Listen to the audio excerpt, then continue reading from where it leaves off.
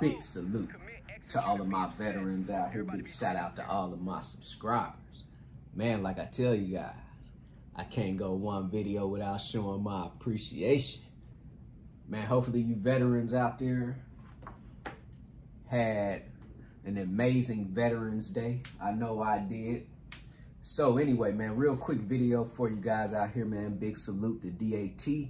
Man, if you guys don't got access to the DAT load board, click the description link below. You guys don't even need an MC number. So when they ask you, do you have an MC number? Just say no. So I get that question. Hey, Manny, do I need an MC number to get access to the load board? No, you don't need an MC number. Just where it asks you the question, do you not have an MC number? You just click, you do not have an MC number, but you should have an active LLC. So for everyone out here right now, man, if you guys don't have an active business, an active LLC, it's too easy, man. Go ahead and form your LLC and get access to that load board and start conducting some business out there. So let's roll back. Is freight dispatching illegal? So there's basically 6 factors it's going to determine if you are basically running your dispatching service illegally, right? And this all is coming from the Fmcsa.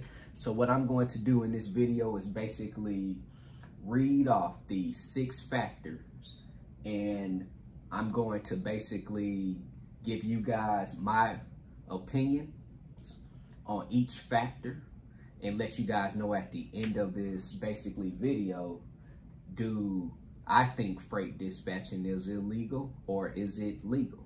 So we'll determine this by these 6 factors coming straight from the Fmcsa. Let's roll off into factor number 1.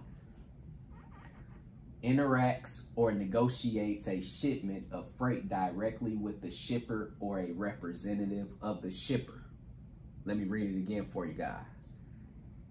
Interacts or negotiates a shipment of freight directly with the shipper or a representative of the shipper.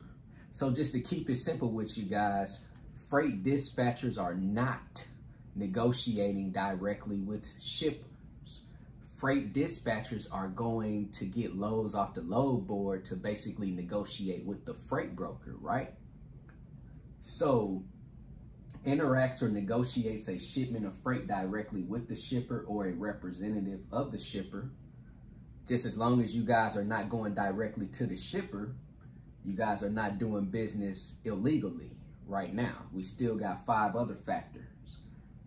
Factor number 2, accepts or takes compensation for a load from the broker or factoring company, or is involved in any part of the monetary transaction between any of those entities. All right.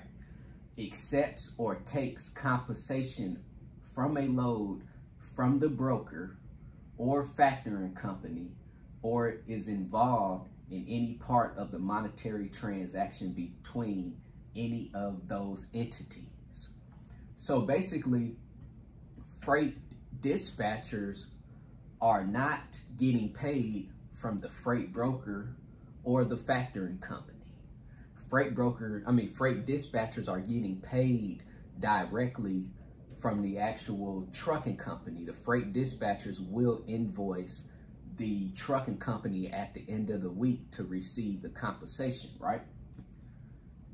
So number 2, if you guys are basically invoicing the trucking companies weekly, you guys are still operating that freight dispatching company legally. Number 3, arranges for a shipment of freight for a motor carrier with which there is no written legal contract with the motor carrier that meets the criteria. So arranges, oh man, I'm messing up now, huh? Arranges for a shipment of freight for a motor carrier with which there is no written legal contract with the motor carrier that meets the criteria, right? So basically number 3 is just saying that if that dispatching company does not have a written agreement with that trucking company, that you guys are basically dispatching illegally. Now, for you guys out here that own a dispatching company, I hope that you have already gave your trucking company an agreement. That should be the first thing that you do in this business anyway, is to make sure that you give the trucking company an agreement to make sure that you guys are on the same page. So once again, arranges for a shipment of freight for a motor carrier with which there is no written legal contract with the motor carrier, right? So as long as you guys are giving that trucking company, that motor carrier, an agreement from your dispatching company, number 3, you're still operating legally, being a dispatching company. Number 4, accepts a shipment without a truck driver, carrier, then attempts to find a truck carrier to move the shipment, right? Let me read number 4 again for you guys out here. This is kind of fun too. Accepts a shipment without a truck or carrier, then attempts to find a truck or carrier to move the shipment. So basically they're saying, if you guys are going directly to the shipper and you're accepting the freight directly to the shipper without having a trucking company move it, you guys are operating illegally as being a dispatching company. But like I told you earlier, the dispatchers are not going directly to the shipping companies. Dispatchers are finding the loads off the load board. So number 4, just as long as you guys are not going directly to the shipper and accepting their freight without having a trucking company, then you guys are operating legally as a dispatching company. Number 5 is a named party on the shipping contract. So basically they're saying if your dispatching company's name is on the shipping contract, you guys are operating illegally. But your name shouldn't be on any documents coming from the shipper. Your name shouldn't be on basically any paperwork during the transactional part anyway. That should all be the company's name that you're dispatching for. So just as long as your name is not on the shipping contract, you guys are operating legally, being a dispatching company. And here's the last one. It's soliciting the open market of carriers for the purposes of transporting a freight shipment. Let's read that again. It's soliciting the open market of carriers for the purposes of transporting a freight shipment. So basically, you guys are not going out marketing and selling your business to these trucking companies out here to basically transport freight. That's not what you're marketing for. As a dispatching company, when you're marketing and advertising, you're basically trying to acquire trucks to help them out to get on the load board to find them loads as being a dispatching company, right? So you're not going out marketing and advertising to these trucking companies that you already have freight.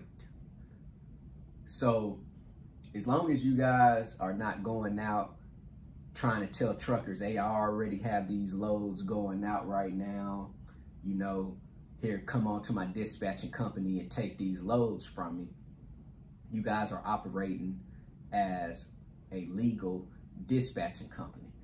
So basically all of these 6 factors are saying that you want to become a freight broker, basically. That's what it's saying.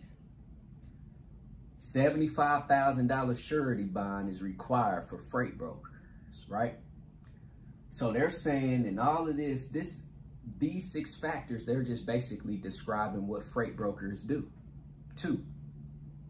So if you guys are going directly to trucking companies and working internally within that trucking company as being a freight dispatcher, you guys should be operating legally to continue to keep doing what you're doing as a dispatching service, just as long as you're not going directly to the shipping company.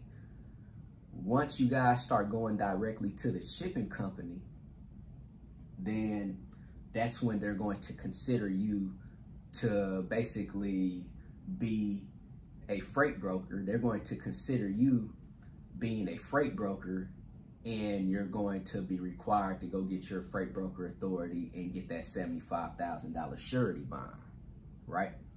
So man, hopefully this quick video for you guys out here was just something to bring a little bit more clarity right now